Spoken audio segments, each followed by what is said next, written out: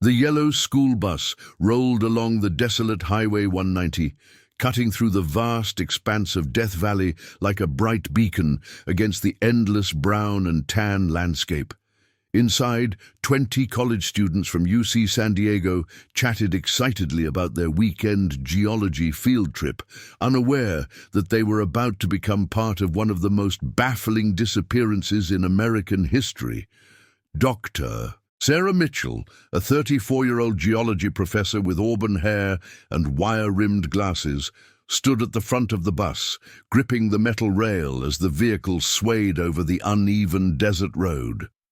She had been leading these Death Valley expeditions for 5 years, and the enthusiasm of her students never failed to energize her. As we approach Badwater Basin, Dr. Mitchell announced over the engine noise, "Remember that we're looking at the lowest point in North America, 282 feet below sea level. The salt formations here tell us incredible stories about ancient lakes and climate change." In the driver's seat, Frank Rodriguez, a 58-year-old veteran bus driver with the Inyo County School District, navigated the winding road with practiced ease. Frank had been driving these desert routes for over 20 years and knew every curve, every landmark, every potential hazard. His weathered hands gripped the steering wheel as he glanced in the rearview mirror at the excited students. "Dr. Mitchell," called out Jennifer Walsh, a bright 20-year-old junior from Oceanside, "is it true that people have gotten lost out here and never been found?" Dr. Mitchell nodded gravely. "Death Valley earned its name, Jennifer. The desert is unforgiving. Temperatures can reach 130 degrees in summer, and even in October, it can be dangerous if you're unprepared. That's why we stick together and follow safety protocols." The students included a diverse group of geology and environmental science majors, all drawn to this remote corner of California by their fascination with Earth's most extreme landscapes. Among them was Marcus Chen, a graduate student from Los Angeles who was working on his thesis about desert mineral formations. Sitting beside him was Amanda Rodriguez, Frank's own daughter, a sophomore who had begged her father to let her join the expedition. "Dad, slow down a bit," Amanda called from her seat halfway back. "Some of us are trying to take pictures." Frank chuckled and eased off the accelerator. "You've got plenty of time, mija. We're not due back in San Diego until tomorrow afternoon." The itinerary was straightforward and well-planned. They would spend Saturday afternoon exploring Badwater Basin and the surrounding salt flats, camp overnight at the designated Furnace Creek campground, and then visit Zabriskie Point and Artist's Palette on Sunday morning before beginning the drive home. Dr. Mitchell had led this exact trip dozens of times without incident. What none of them knew was that this seemingly routine educational excursion would become the subject of FBI investigations, national news coverage, and decades of speculation that would haunt the families involved and baffle law enforcement officials across the country. The first sign that something was different about this trip came at 2:47 p.m., when Frank radioed the park rangers station as part of standard check-in procedures. "This is School Bus 47 with the UC San Diego Geology Group," Frank reported into his CB radio. 20 students, 1 professor, 1 driver. We're approaching Badwater Basin right on schedule." The voice that crackled back through the radio belonged to Ranger Tom Hawkins, a 30-year veteran of the National Park Service who knew the Death Valley terrain better than almost anyone alive. "Copy that, Bus 47. Weather conditions are optimal today. Visibility excellent. Light winds from the southwest. You folks picked a perfect day for your visit." "Roger that, Ranger Hawkins. We'll check in again before we head to camp tonight." But that would be the last anyone would hear from Bus 47. The students spent the afternoon collecting rock samples, measuring salt crystal formations, and marveling at the otherworldly landscape that surrounded them. Dr. Mitchell led them through a series of geological observations, pointing out evidence of ancient volcanic activity and explaining how the valley's unique position below sea level created its distinctive ecosystem. "Look at these salt polygons," Dr. Mitchell explained, kneeling beside a perfectly geometric formation. These were created by repeated cycles of flooding and evaporation over thousands of years. Each one tells us something about the climate patterns of the past. Michael Torres, a senior from San Diego, raised his hand. "Professor, why is the salt so pure here? Shouldn't there be more mineral contamination?" "Excellent question, Michael. The purity comes from the fact that this basin has no outlet.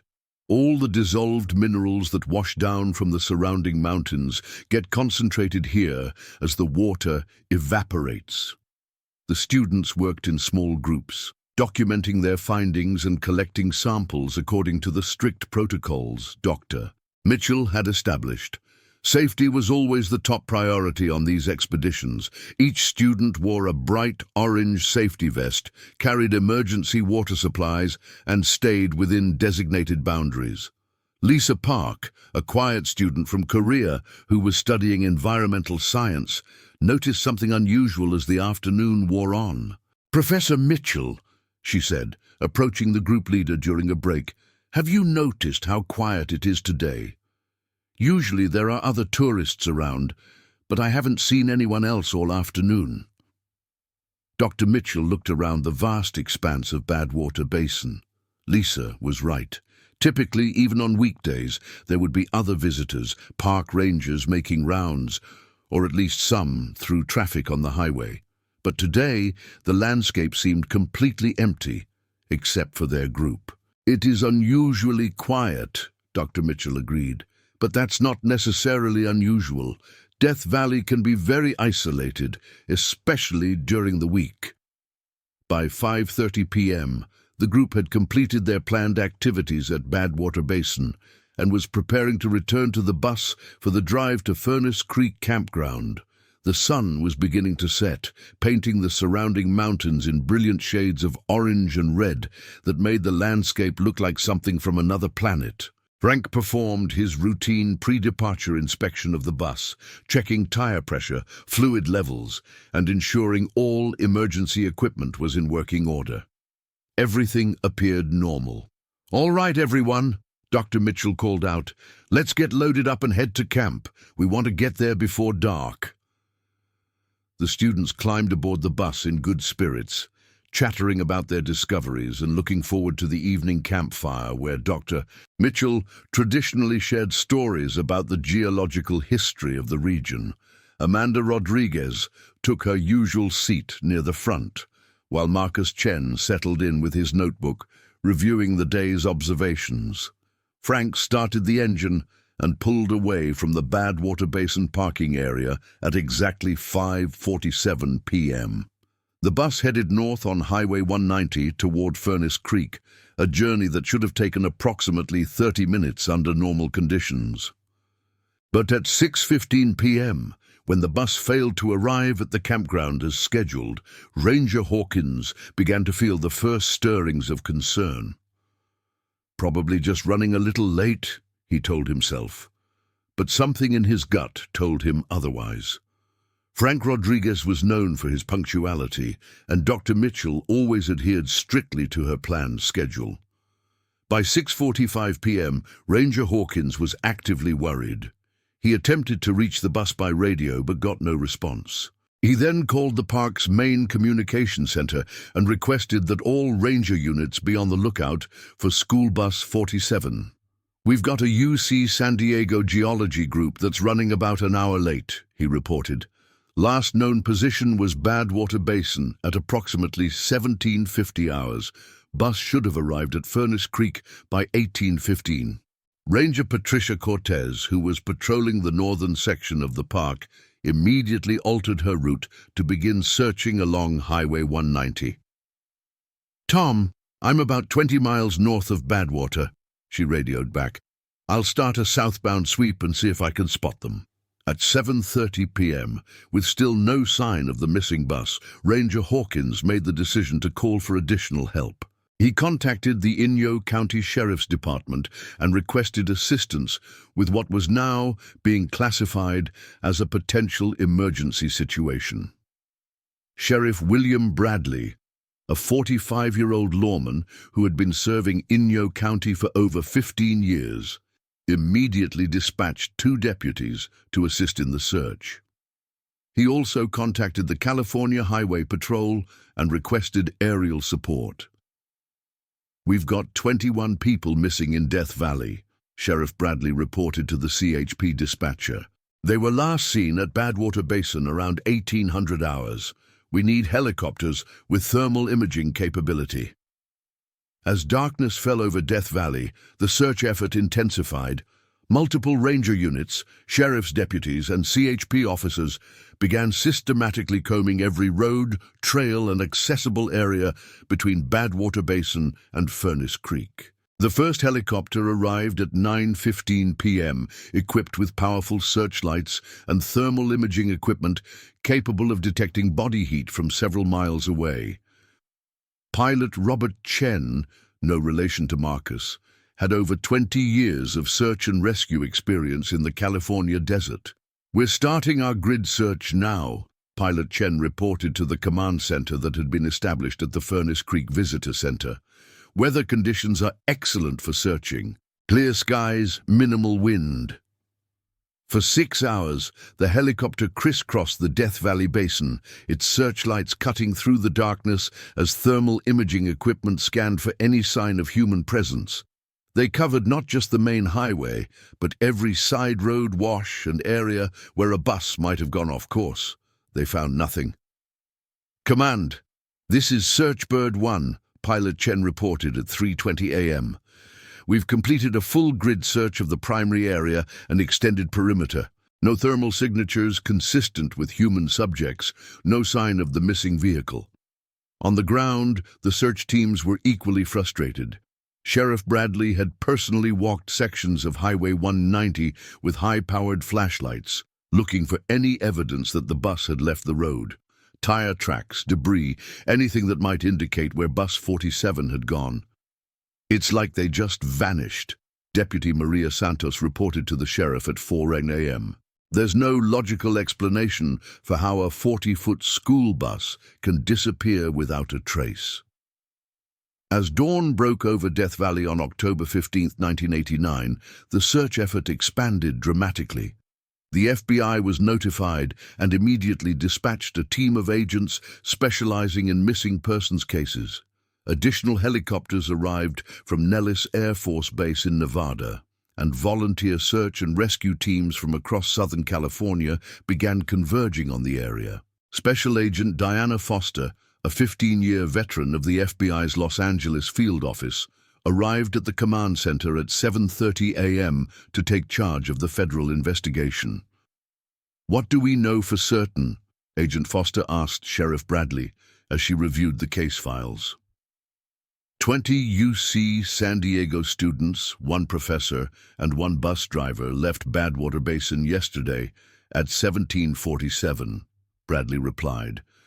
"They were supposed to arrive at Furnace Creek Campground by 18:15. They never arrived, and despite extensive air and ground searches, we haven't found any trace of them or their vehicle." Agent Foster studied the map of Death Valley, marking the last known position and the intended destination. "That's a 30-minute drive on a straight highway," she observed. "There are very few places where a bus could leave the road, and most of those would be visible from the air." "That's what's got us all puzzled," Bradley admitted. "The terrain is mostly open desert. There aren't any deep ravines or hidden areas where a bus could be completely concealed." The families of the missing students began arriving at the command center throughout the morning. Frank Rodriguez's wife, Maria, drove up from Los Angeles with their teenage son, Carlos. Dr. Mitchell's husband, David, flew in from San Diego with several of the students' parents. Maria Rodriguez was beside herself with worry and confusion. "Frank has been driving those desert roads for 20 years, she told Agent Foster through tears. "He knows every mile of Highway 190. He would never get lost, and he would never take any unnecessary risks with students on board. Jennifer Walsh's parents, Robert and Susan Walsh, had driven through the night from their home in Oceanside. "Our daughter called us Friday night before the trip," Susan Walsh explained. "She was so excited about this expedition. She said Dr. Mitchell was the best professor she'd ever had, and that she couldn't wait to explore Death Valley." As the search continued throughout October 15th, investigators began exploring alternative theories about what might have happened to the missing group. The first theory was mechanical failure. Perhaps the bus had broken down in a remote area and the group had attempted to walk for help, becoming lost in the process. But this theory was quickly discounted when search teams failed to find any abandoned vehicles, despite covering hundreds of square miles. The second theory was that the bus had been involved in an accident and had somehow ended up in an area not yet searched. But Death Valley's terrain made this unlikely. The desert floor was mostly flat and open, with excellent visibility from aircraft. The third theory, which no one wanted to consider but couldn't ignore, was foul play. Had the bus been hijacked or attacked by criminals? But there was no evidence of violence, no ransom demands, and no logical motive for targeting a group of college students on a geology field trip. Dr. Robert Harrison, the chairman of UC San Diego's geology department, arrived on October 16th to assist with the investigation and provide support to the families. "Sarah Mitchell is one of the most careful, responsible professors I've ever worked with," Dr. Harrison told the investigators. "She's led dozens of these expeditions without incident. Her safety protocols are exemplary. Agent Foster interviewed every person who had contact with the group before their disappearance. She spoke with park rangers, gas station attendants, and hotel clerks in the surrounding areas. She reviewed credit card records, phone calls, and any other documentation that might provide clues about the group's movements. Everything pointed to a normal, routine field trip that had simply vanished without explanation." On October 17th, the search area was expanded to include the Nevada border and remote areas of the Mojave Desert. Military personnel from several nearby bases joined the effort, and sophisticated satellite imagery was employed to scan for any sign of the missing bus. The media attention was intense. 21 Vanish in Death Valley was the headline in newspapers across the country. Television news crews set up camp at the Furnace Creek Visitor Center, broadcasting live updates to millions of concerned viewers. The story captured the public imagination in a way that few missing persons cases ever had. Here was a group of bright young students who had simply disappeared in one of America's most closely monitored national parks. There were no known dangers in the area, no logical explanation for how 21 people could vanish without a trace. Psychics and self-proclaimed paranormal experts began arriving at Death Valley, claiming they could sense the presence of the missing students. While law enforcement officials were skeptical of such claims, they followed up on any tips that seemed remotely credible. One psychic, a woman named Elena Rodriguez, no relation to Frank or Amanda, claimed she could see the students in a place where time stands still. Her description was vague and ultimately unhelpful, but it reflected the growing sense that something supernatural might be involved in the disappearance. By October 20th, after a week of intensive searching involving hundreds of personnel and millions of dollars in resources, the official search was scaled back to a monitoring status. The FBI maintained an active investigation, but the daily helicopter flights and large-scale ground searches were discontinued. "We've covered every accessible square mile of this desert multiple times," Agent Foster announced at a press conference. "We will continue to investigate any new leads, but we have to acknowledge that this case presents challenges unlike anything we've encountered before." The families refused to give up hope. They organized private search efforts, hired independent investigators, and maintained pressure on law enforcement to continue the official investigation. Marcus Chen's parents, Immigrants from Taiwan, who had worked their entire lives to send their son to college, established a reward fund that eventually grew to over $100,000 for information leading to the recovery of the missing students. Our son wanted to be a geologist because he believed the Earth had stories to tell, Dr. Jennifer Chen, Marcus's mother, said at a memorial service held on the UC San Diego campus. We believe the Earth is still protecting him and his classmates, and that someday we will learn what really happened. The Death Valley disappearance became one of the most extensively investigated missing persons cases in California history. FBI files on the case eventually filled over 20 file cabinets. Every possible theory was explored, from UFO abduction to secret government experiments to simple accidents that had somehow escaped detection. But as weeks turned to months, and months turned to years, no evidence was found. No bodies, no wreckage, no personal belongings. It was as if Bus 47 and its 21 occupants had simply ceased to exist. The case officially remained open, but with no new leads, it gradually faded from the headlines. The families never stopped believing their loved ones might still be alive somewhere, but they began the painful process of trying to rebuild their lives while living with unanswered questions. Frank Rodriguez was officially declared dead in 1995, 6 years after the disappearance. His wife Maria never remarried, always holding on to the hope that someday her husband and daughter would walk through the front door of their Los Angeles home. Dr. Sarah Mitchell was declared dead in 1996, followed by all 20 students in 1997. Memorial services were held at UC San Diego, and a scholarship fund was established in their names. But in the remote corners of Death Valley, strange reports continued to surface over the years. Hikers occasionally reported seeing a yellow school bus in the distance, only to find nothing when they investigated. Park rangers sometimes heard the sound of young voices carried on the desert wind, laughing and talking as if they were on a field trip. In 1995, a geological survey team using ground-penetrating radar to study underground water sources detected what appeared to be a large metal object buried somewhere in the Death Valley Basin.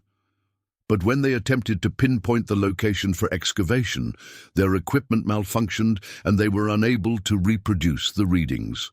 In 2001, satellite imagery revealed what looked like tire tracks leading from Highway 190 into a remote area near the racetrack Playa. When investigators arrived to examine the site, they found no evidence of recent vehicle activity, and the supposed tire tracks could not be located from ground level. These incidents were documented and filed with the FBI, but none provided the breakthrough that investigators hoped for. Agent Foster, who had worked the case longer than anyone else, retired from the FBI in 2010 without ever finding answers to the questions that had haunted her for over 20 years. "I've investigated hundreds of missing persons cases," she said in her final report, "but the Death Valley disappearance is unique in my experience. 21 people don't just vanish without leaving some kind of evidence. The fact that we found absolutely nothing suggests that either we're dealing with something completely outside normal experience, or the evidence is hidden in a way that we haven't been able to detect." As the years passed, the Death Valley disappearance joined the ranks of America's greatest unsolved mysteries, alongside cases like the disappearance of Amelia Earhart and the identity of the Zodiac Killer. True crime enthusiasts developed elaborate theories involving everything from secret military bases to parallel dimensions. Internet forums devoted to the case accumulated thousands of posts from amateur investigators attempting to solve the puzzle that had stumped professional law enforcement for decades. But deep in the California desert, where the wind carved strange formations in the rock and the sun beat down mercilessly on the empty landscape, the truth remained hidden. The families never stopped believing that someday, somehow, they would learn what had happened to their loved ones on that October afternoon in 1989. They just never imagined it would take 35 years to find the answer. And when that answer finally came, it would be more extraordinary than anyone had ever dared to imagine. Detective Ray Morrison sat in his cramped office at the Inyo County Sheriff's Department, surrounded by boxes of files that represented the most frustrating case of his career. At 53 years old, Morrison had worked his way up from deputy to detective over the past 28 years, and he had seen every kind of crime and mystery that the California desert could produce. But nothing had haunted him like the Death Valley disappearance. Morrison hadn't been involved in the original investigation. He was still a rookie deputy in 1989, but when he was promoted to detective in 2003, he had specifically requested to be assigned to the cold case unit with one particular file in mind.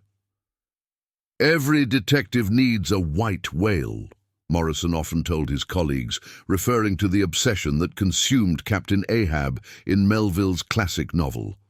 "Mine just happens to involve 21 real people who vanished into thin air." The Death Valley case had become Morrison's specialty. He had read every report, interviewed every surviving witness, and personally walked every mile of the search area dozens of times. His office walls were covered with maps, photographs, and timelines that chronicled 35 years of investigation.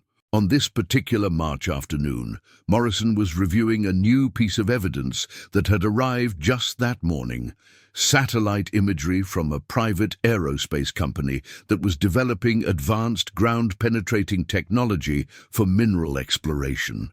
The company, Sierra Remote Sensing, had been contracted by a mining consortium to survey a large area of the Mojave Desert for potential lithium deposits. Their new satellite system could penetrate up to 50 feet below ground and create detailed three-dimensional maps of subsurface structures. Dr. Emily Watson, a geophysicist who led Sierra's imaging team, had contacted Morrison after reviewing some anomalous readings from the Death Valley region. "Detective Morrison," Dr. Watson had said during their phone conversation, "we've been scanning the area as part of a larger geological survey, and we've found something that doesn't belong. There's a large metallic object buried approximately 30 feet underground, about 15 miles northwest of Badwater Basin." Morrison felt the familiar surge of adrenaline that came with any new lead, tempered by the disappointment of dozens of false alarms over the years. "How large?" Morrison asked. "Approximately 40 feet long, 12 feet wide, and 10 feet high. The density readings are consistent with a vehicle of some kind." Morrison had been silent for a long moment. A 40-foot vehicle buried 30 feet underground in Death Valley could only be one thing. Now, sitting in his office and studying the detailed satellite imagery, Morrison could see the ghostly outline of what appeared to be a school bus, perfectly preserved beneath layers of sand and rock. "Son of a bitch," Morrison whispered to himself, "after all these years." The implications were staggering. If this really was Bus 47, how had it ended up buried so deep underground? And more importantly, what had happened to the 21 people who had been on board? Morrison immediately called Sheriff Patricia Williams, who had taken over the department in 2010 when Sheriff Bradley retired. "Sheriff, I need to brief you on a development in the Death Valley case," Morrison said, "and I think we're going to need some heavy equipment." Sheriff Williams had heard Morrison present dozens of theories and follow up on countless leads over the years. She respected his dedication, but she was also aware of the enormous resources that had already been devoted to the case. "Ray, you know how much this department has already invested in that investigation. What makes you think this lead is different? Because this time we've got satellite imagery showing a 40-foot metal object buried exactly where Bus 47 should have ended up if it had continued northwest from Badwater Basin." Sheriff Williams was quiet for a moment. "Send me the images.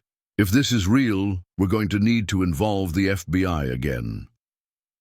Morrison emailed the satellite data and then began making a series of phone calls to the families of the missing students. Most of the parents were now in their 70s or 80s, and several had passed away over the years. But those who remained had never given up hope that someday they would learn the truth about what had happened to their children. Maria Rodriguez, now 74 years old, was among the first people Morrison called. "Mrs. Rodriguez, this is Detective Morrison from Inyo County. I wanted to let you know that we may have found something related to Frank and Amanda." Maria's voice was shaky when she responded. "After all these years, what did you find?" "We can't be certain yet, but we have satellite imagery that shows what appears to be a school bus buried underground in Death Valley. We're organizing an excavation team." Maria was silent for so long that Morrison thought the call had been disconnected. "Mrs. Rodriguez? Are you there?" "I'm here," she finally whispered. "I always knew they were still out there somewhere. I could feel it." Indeed, Morrison made similar calls to the other surviving family members, each conversation bringing a mixture of hope and dread. After 26 years, the possibility of finally getting answers was both exciting and terrifying.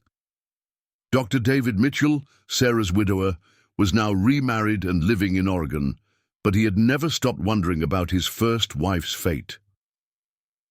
"Detective Morrison, I've been waiting for this call for half my lifetime," Dr. Mitchell said. "Whatever you find down there, I need to know. Sarah deserves to have her story told."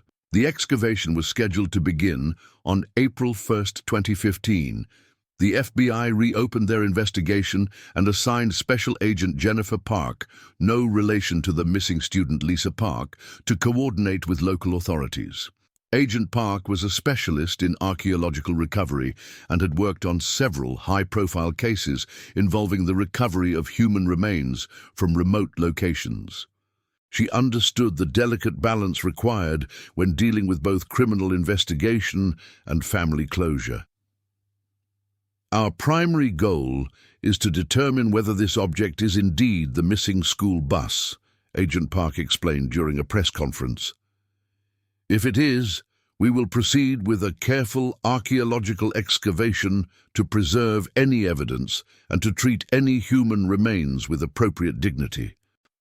The excavation site was established 15 miles northwest of Badwater Basin, in an area of Death Valley that appeared completely undisturbed.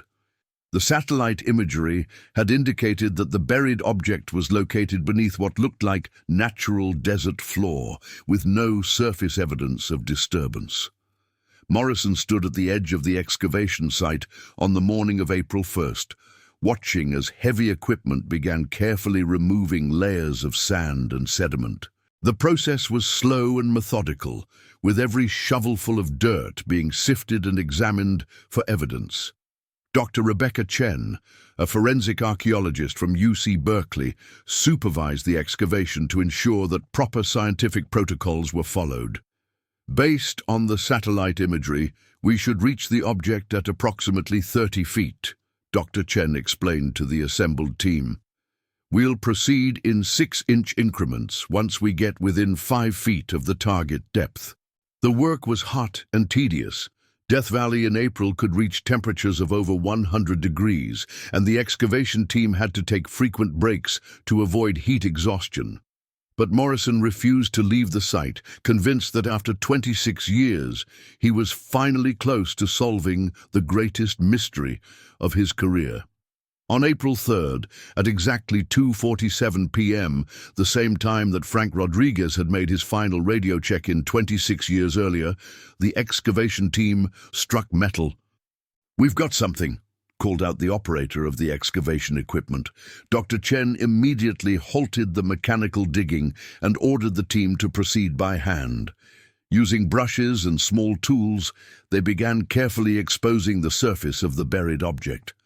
What they found defied all logical explanation. It was indeed a school bus. A yellow 1987 International Harvester that matched the exact description of Bus 47. But the bus was not crushed or damaged, as would be expected from a vehicle that had somehow fallen or been buried. Instead, It appeared to be perfectly intact and positioned as if it had been carefully placed in an underground chamber. "This doesn't make sense," Dr. Chen said as she studied the exposed roof of the bus. "There's no evidence of impact damage, no signs that this vehicle fell from the surface. It's as if it was gently lowered into position." Morrison climbed down into the excavation pit to get a closer look. The bus was indeed pristine, with no dents, scratches, or other damage visible on the exterior. Even more mysteriously, the bus appeared to be sitting upright on what looked like a solid concrete floor. "Dr. Chen, is that concrete under the bus?" Dr. Chen examined the surface beneath the vehicle. "It appears to be. This isn't natural desert floor. Someone built a chamber down here."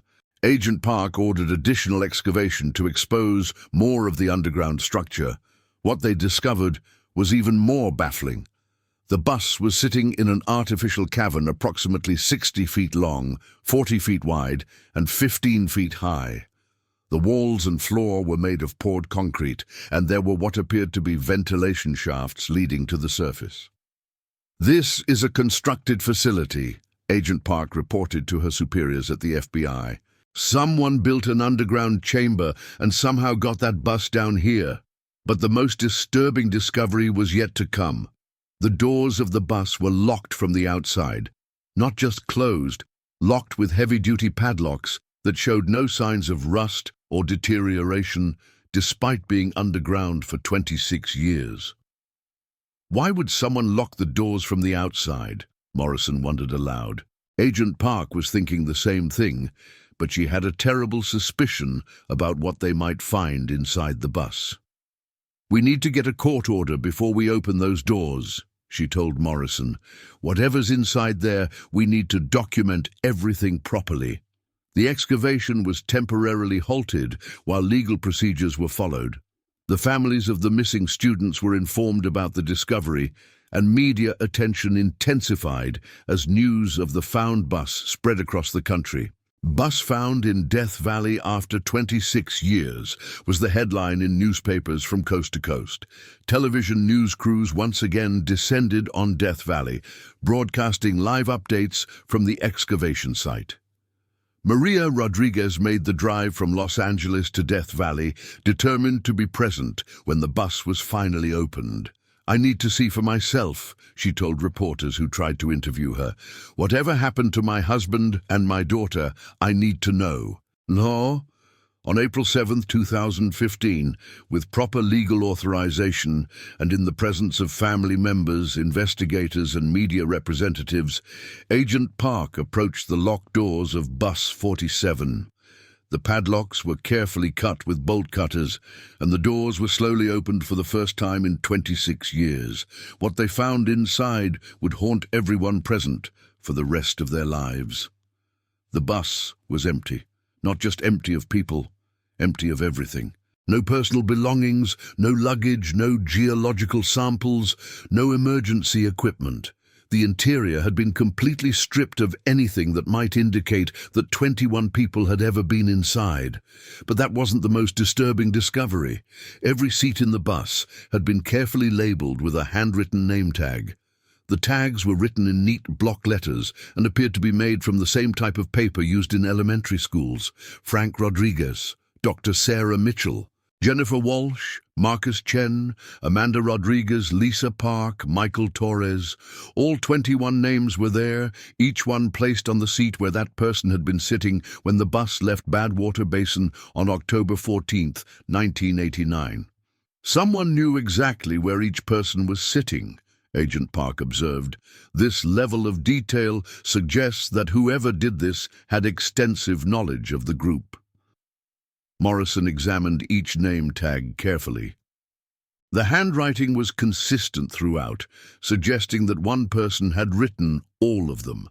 The paper showed no signs of age or deterioration, as if the tags had been placed recently. "Agent Park, these name tags look new. How is that possible if they've been down here for 26 years? Agent Park was thinking the same thing. The controlled environment of the underground chamber might have preserved the paper, but it still seemed unlikely that such fragile materials would remain in perfect condition for so long. A thorough forensic examination of the bus interior revealed several other disturbing details. The bus had been completely cleaned, not just tidied up, but professionally cleaned to the point where no fingerprints, DNA, or other biological evidence remained. Whoever did this was extremely methodical, the FBI's forensic specialist reported. They removed every trace of the missing people and then cleaned the entire vehicle with industrial-grade solvents. But perhaps the most chilling discovery was found in the driver's seat. Pinned to the steering wheel was a single sheet of paper with a typewritten message. "They are safe. They are where they need to be. Do not look for them in places where time moves forward." The message was unsigned and provided no additional clues about who had written it or what it meant. "Where time moves forward," Morrison repeated. "What the hell does that mean?"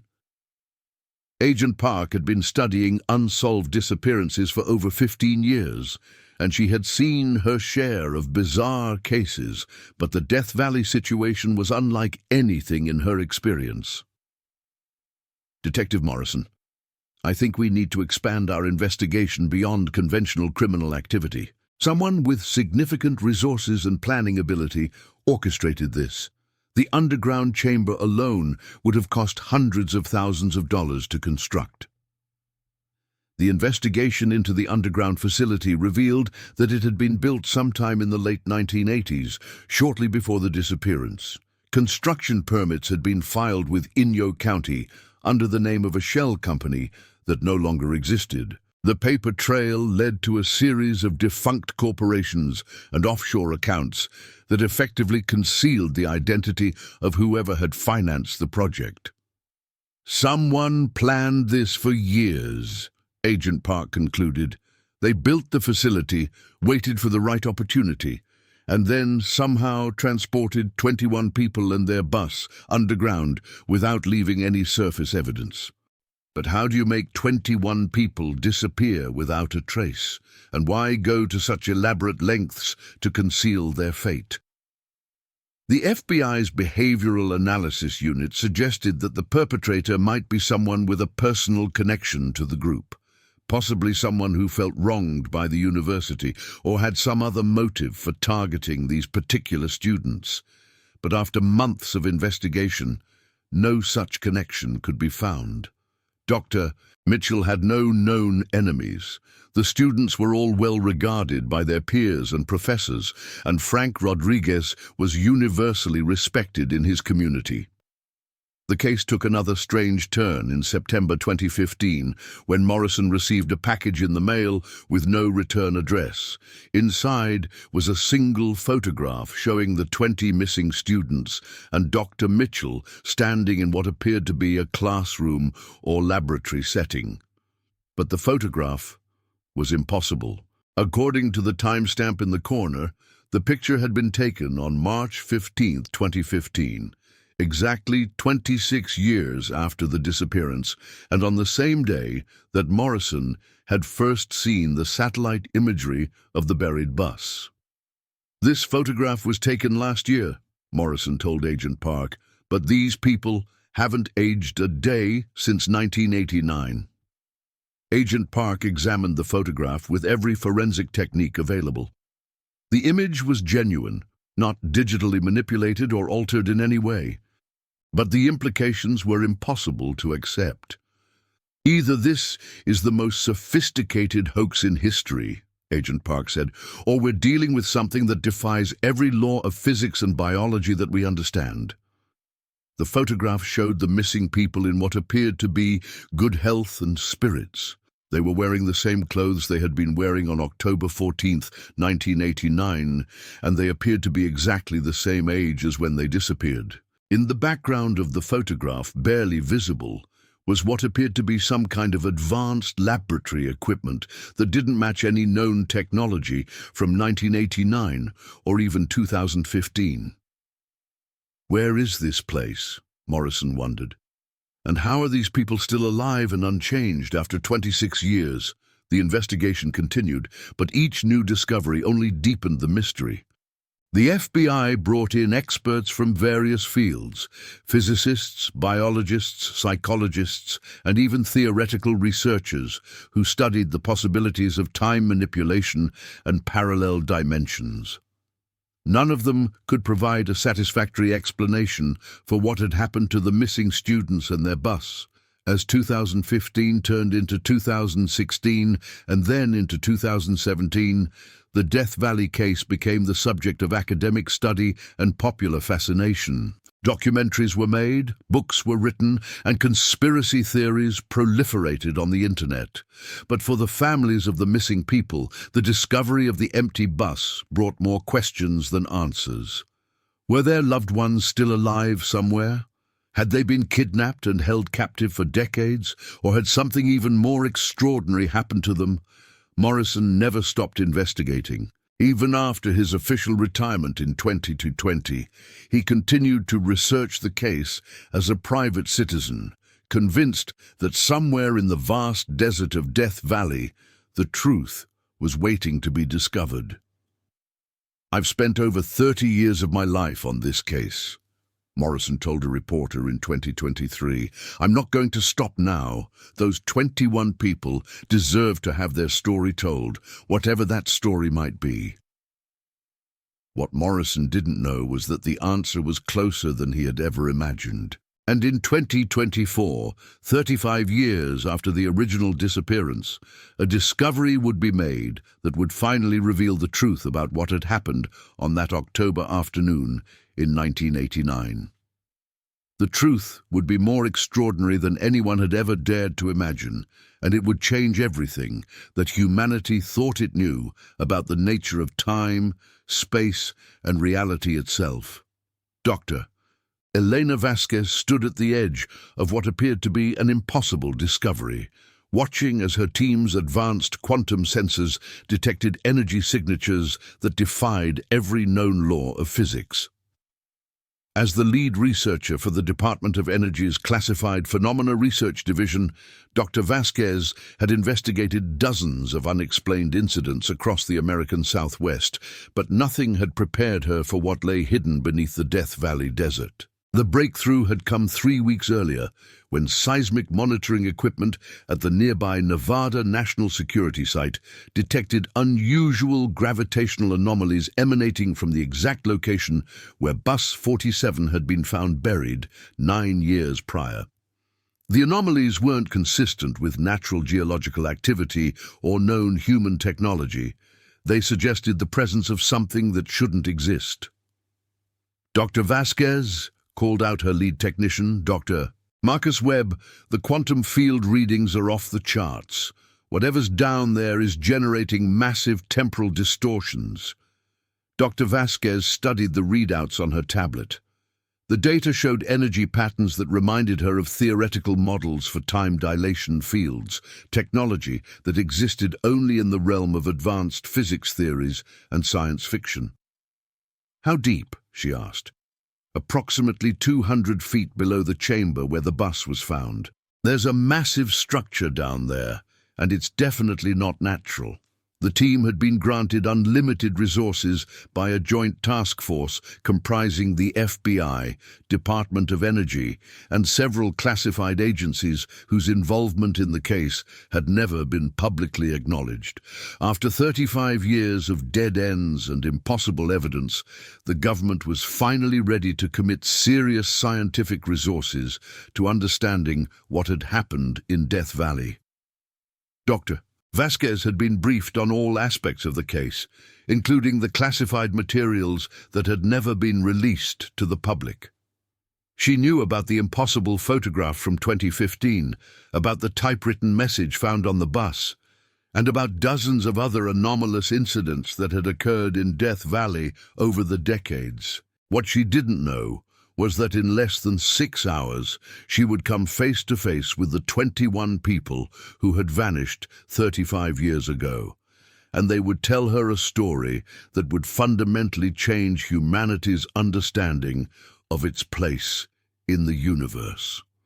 The excavation to reach the deep structure had taken 3 weeks of round-the-clock work. Unlike the careful archaeological approach used to uncover the bus in 2015, this operation employed industrial boring equipment and advanced engineering techniques to reach the massive object detected by the quantum sensors. At 1:47 p.m. on October 14, 2024, 30 minutes before the exact anniversary of the original disappearance, the drilling team broke through into a vast underground chamber that was immediately flooded with artificial light. "My God," whispered Dr. Webb as the first images came back from the remote cameras. "It's enormous." The chamber was roughly the size of an aircraft hangar, with walls that appeared to be made of an unknown metallic substance that reflected light in ways that defied optical physics.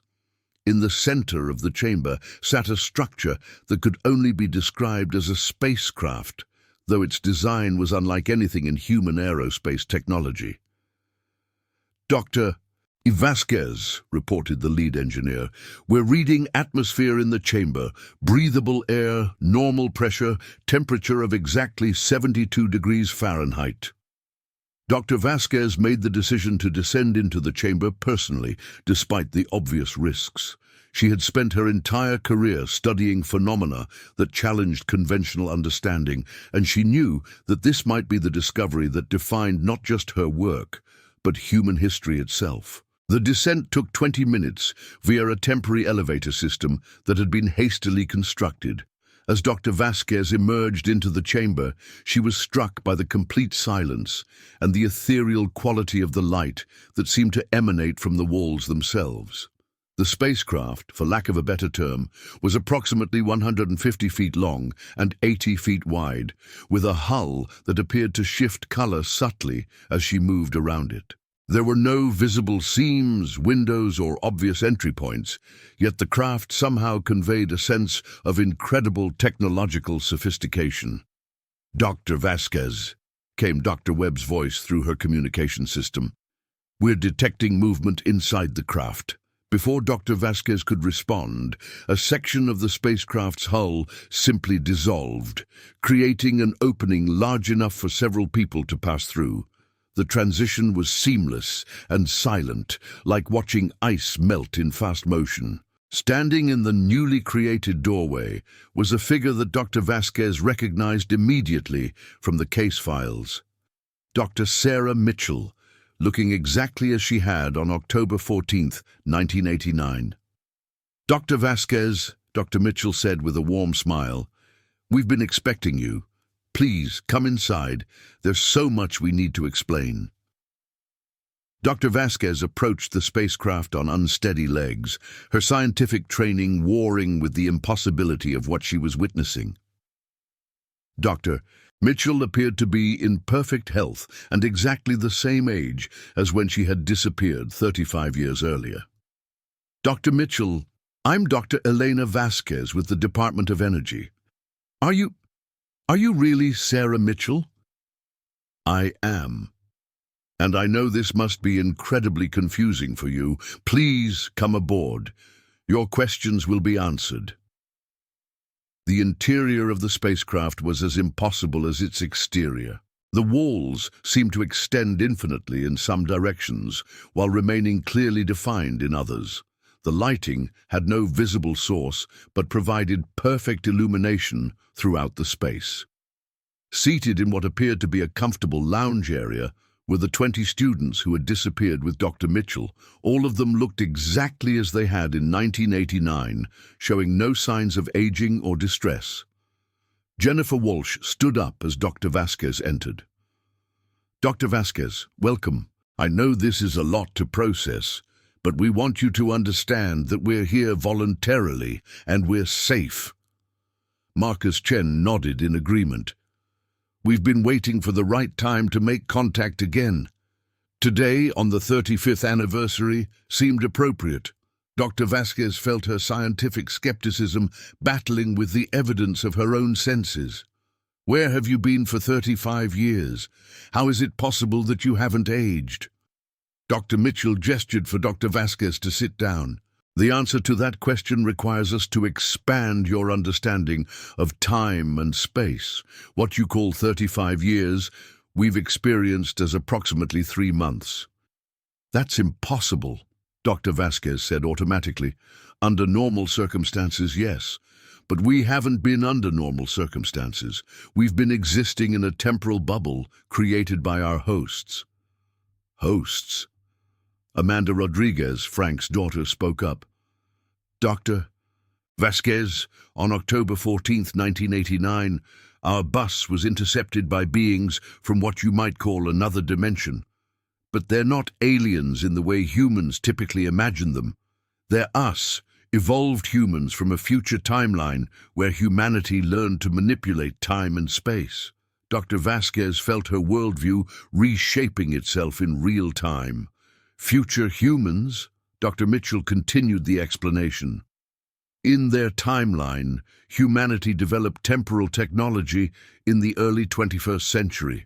But they also discovered that certain historical events were crucial to that development. Our geology expedition was one of those events. I don't understand. What was special about your field trip? Marcus Chen answered. In the original timeline, our expedition made a significant geological discovery in Death Valley, evidence of rare mineral formations that would later prove crucial to developing temporal technology. But in 1989, we were scheduled to return to campus before we could complete our survey. So they intervened? They gave us the opportunity to continue our work in a temporal laboratory where time passes differently, Dr. Mitchell explained. We've spent what feels like 3 months conducting the most advanced geological research imaginable, using technology that won't be invented for decades. Jennifer Walsh added, we've been mapping temporal fractures in the Earth's crust, studying how time itself interacts with geological formations. Our work here will eventually lead to the breakthrough that allows humanity to develop time travel technology. Dr. Vasquez was struggling to process the implications. But why the elaborate deception? Why make it look like you had disappeared? Why bury the empty bus?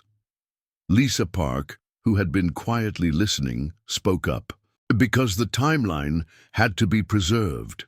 If our families and the authorities had known the truth in 1989, it would have changed the course of scientific development.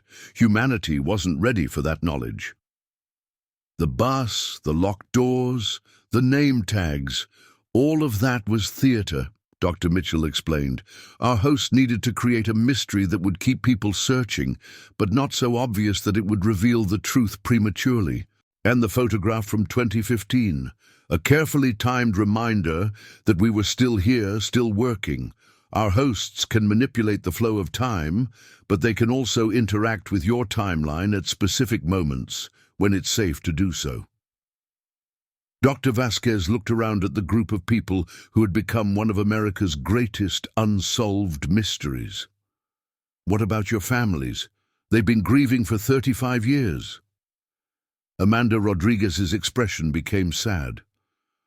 That's been the hardest part. My mother has spent her entire life wondering what happened to my father and me, but we were told that revealing the truth too early could have catastrophic consequences for the timeline.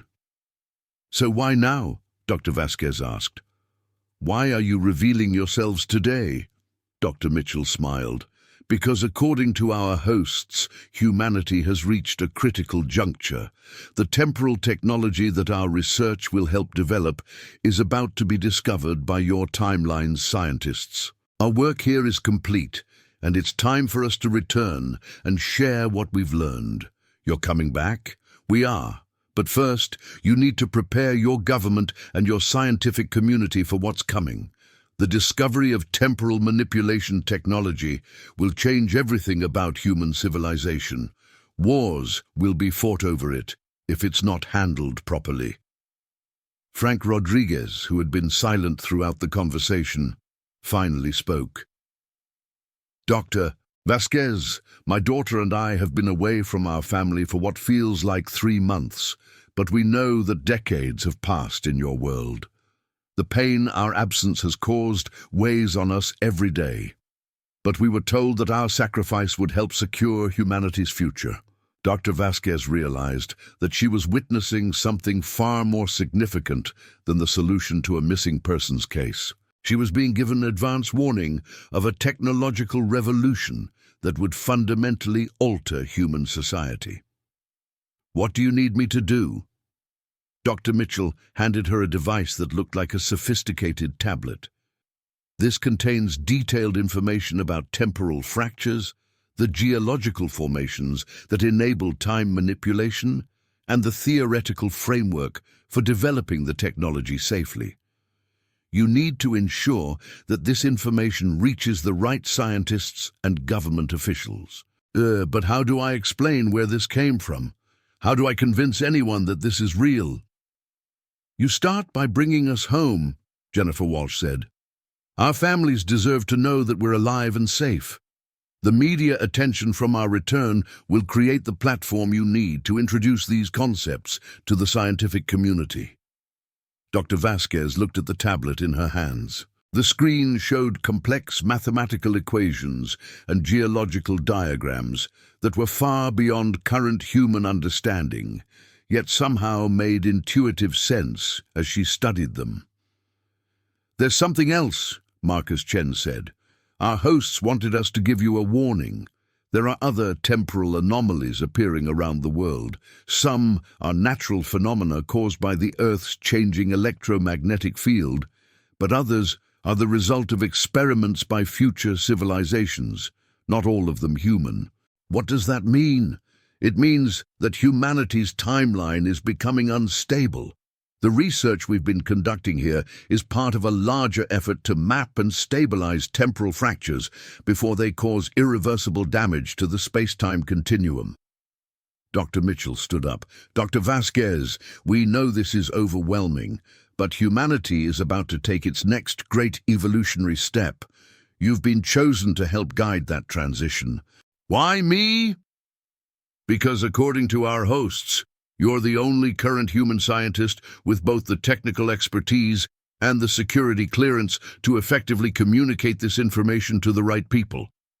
Your work with classified phenomena has prepared you for this moment." Dr. Vasquez felt the weight of responsibility settling on her shoulders. "What happens to your hosts? Do we get to meet them?" Amanda Rodriguez smiled. "You already have. They're us. Evolved versions of humanity from approximately 500 years in the future.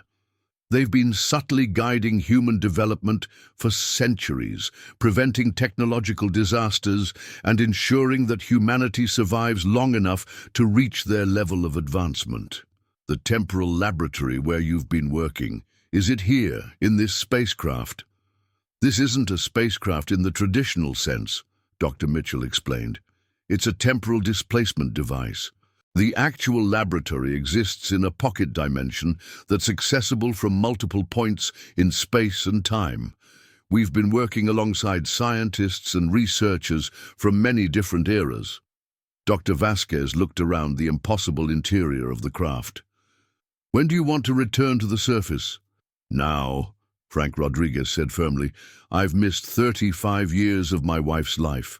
I can't get that time back, but I can at least give her the remaining years we have together. And the research data. It's all contained in the device we've given you," Lisa Park explained. "But more importantly, we now have the knowledge and experience to help humanity develop temporal technology safely. We've seen what can go wrong when it's rushed or misused." Dr. Vasquez activated her communication system. "Dr. Webb, prepare for 21 additional passengers on the return trip to the surface." 21? "Dr. Vasquez, what's going on down there?" "Something that's going to change the world, Dr. Webb. Something that's going to change everything." As the group prepared to leave the temporal displacement device, Dr. Mitchell took Dr. Vasquez aside. "There's one more thing you need to know. The geological formations in Death Valley aren't just important for developing temporal technology. They're indicators of something much larger. The Earth itself is evolving, developing the capacity for natural time manipulation. The temporal fractures we've been studying are signs that our planet is becoming a nexus point for multiple timelines. What does that mean for humanity? It means that very soon, time travel won't just be possible, it will be necessary for human survival. The Earth is going to become a temporal crossroads, and humanity needs to be ready to navigate that reality. Dr. Vasquez felt a mix of excitement and terror as she contemplated the implications. How much time do we have? According to our calculations, the first major temporal fracture will appear within the next 2 years. After that, the rate of change will accelerate exponentially. As they prepared to ascend to the surface, Dr. Vasquez realized that she was not just witnessing the solution to a 35-year-old mystery. She was participating in the most significant moment in human history since the development of agriculture. The 21 people who had vanished into Death Valley were returning with knowledge that would transform civilization. But they were also bringing a warning about challenges that humanity had never imagined. As the elevator carried them toward the surface, Dr. Vasquez looked at each of the returned travelers. They had sacrificed 35 years of their lives to help secure humanity's future. Now, it was her responsibility to ensure that their sacrifice had meaning. "Dr. Mitchell," she said as they neared the surface, "are you ready to face the world that's moved on without you?" Dr. Mitchell smiled. "We've had 3 months to prepare for this moment. We know it won't be easy, but we also know that we have work to do. The future of humanity depends on how well we manage the next few decades of technological development." As they emerged into the Death Valley sunlight, Dr. Vasquez saw the faces of her research team, staring in amazement at the 21 people who had stepped out of legend and back into reality. In the distance, she could see the news helicopters already approaching, drawn by reports of unusual activity at the excavation site. Soon, the world would know that the Death Valley mystery had been solved. But Dr. Vasquez understood that the real mystery was just beginning. Humanity was about to learn that time itself was not the fixed, linear progression they had always believed it to be.